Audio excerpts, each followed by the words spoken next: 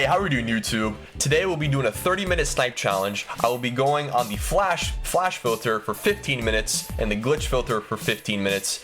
These cards just came out 2 hours ago. Hopefully we can get something spicy, and I'll see you guys there. So the first filter we're using is the flash 500 minimum buyout, 1,900 maximum buyout. You'll be able to see James Worthy, Kawhi Leonard, Fred VanVleet, and Derrick Rose. I think, am I forgetting somebody? No, I'm pretty sure that's it. 500 minimum, 1,900 max, and just keep refreshing. Eventually you'll see something, and hopefully we get something too. 1.85. I am also on current gen today. Current gen is just way faster to snipe than on next gen. Next gen already has some menu issues. It stutters, it lags. So the best way to snipe this year is definitely through current gen. I wouldn't recommend sniping on next gen at all if you do have the cross gen bundle. If you're stuck with next gen, then sniping may be tough until they eventually patch the menu, because it's too laggy for you to actually be competitive enough to get a snipe. Unfortunately, nothing is popping up. Oh my gosh! As soon as I say that, I didn't want the 1.7, 1.65. Okay, 1.6, and another user bought it. Okay, we'll take those two mini dubs. As you can see, I got a bunch of James Worthys here in my auction house. I'm selling them for about 2.25k. Let me quickly check his price again before I lose him MT. Whenever you're sniping, even if say for example you're on this filter and you're constantly getting James Worthy snipes, and you see that the cheapest one is at 2,000, or not 2,000, is at like 2,300. This is just a new fresh batch.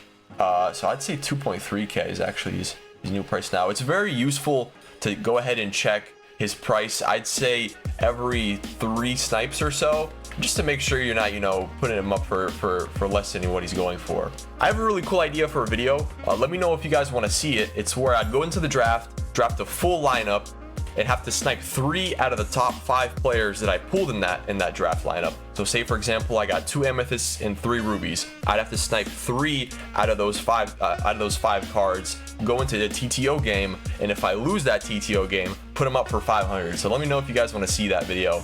I've already tried it once. Unfortunately I wasn't able to snipe all the cards, but now that our new cards are out and these flash glitched packs are also in the draft, I think it'll be a little easier. So as time goes on, more and more snipes come out, and in the early game, it's not super hot. I haven't been able to snipe many. 1.5k. Okay, we'll take it. I was just about to start a new clip, but we got a James Worthy for 1.5k. But like I was saying, I haven't been able to snipe a lot of diamonds or amethysts this year. I just simply don't have enough MT for it. I've been sticking to these low tier filters, just gaining a little bit of MT, little by little. These nice consistent filters.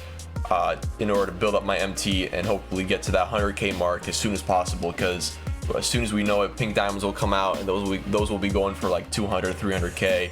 So it's really vital for you to have 100k before or just after the first pink diamond comes out in packs. So now we're moving on to the glitch filter for 15 minutes. The filter is glitched, Western, 500 minimum buyout, 5,300 maximum buyout. You'll be able to see Darius Miles and Peja. Unfortunately, in order to keep it to where you don't see Duncan Robinson, you got to go west, so you wouldn't be able to see Duncan and Dikembe Mutombo. But realistically, you're not going to see Dikembe just thrown up for 5k MT.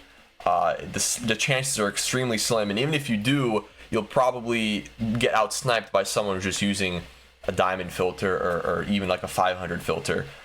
So this is probably the best filter you could have for the glitch, so you can't see Duncan Robinson, and all you're getting are these Darius Miles and Peja Stojakovic's for pretty cheap. Okay, 5k, nice, 5k Darius Miles.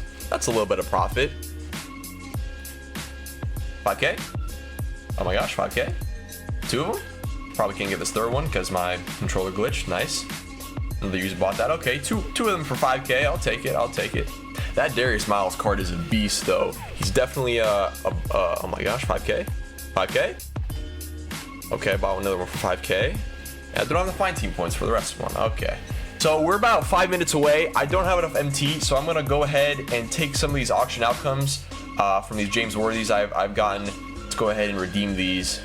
I'll still show you guys how much I made off of all these cards. Let's go ahead and redeem those. I still have a bunch of James Worthys in there. And then let's continue.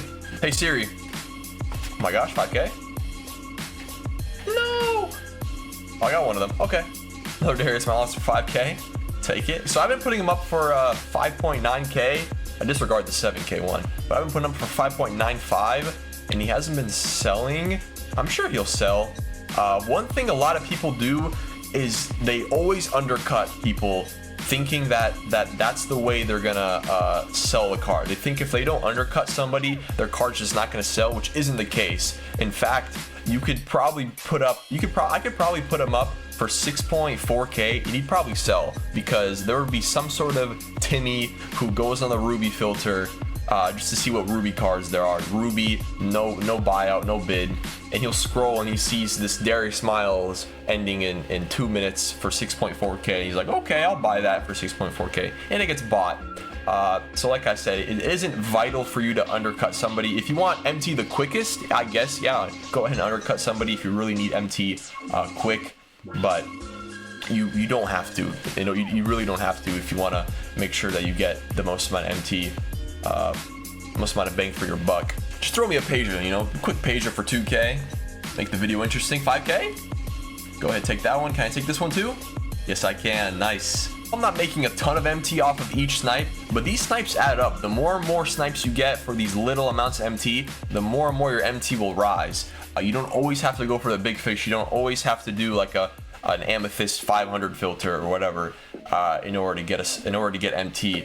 Honestly, one of the best ways is just going for these small filters, these consistent filters, making anywhere from like 200 to 1,000 MT per snipe, and continuously doing that, building your MT up. So for some reason, Darius Miles has just dropped by 1K MT, and now the cheapest one is 5K. But it doesn't really matter. We have 23 seconds left on the timer here, so we'll go ahead and count up the MT we made, and I'll see you guys at the conclusion. So after everything sold, our MT total is at 52,000 MT. I did have a Zebo and a Darius Miles selling for like 7K MT each. So let's subtract about 14K from that. That gets us at 38,000 MT, meaning we earned just around 8,000 MT in 30 minutes of sniping that filter, half on the glitch filter and half on the flash filter. Again, I only sniped the bare minimum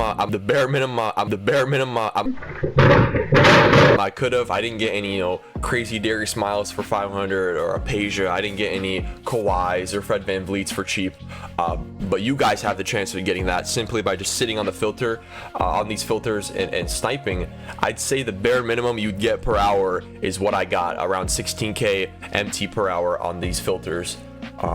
But you'll probably get more than I did if you see an amethyst and nab it quick.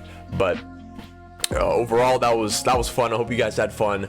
If you guys want to see more content like this, more snipes, more budget filters, more gameplays, I have a really cool concept for a video coming out in a couple days. Hopefully I can get it done by then. But I'll see you guys in the next one. Take care.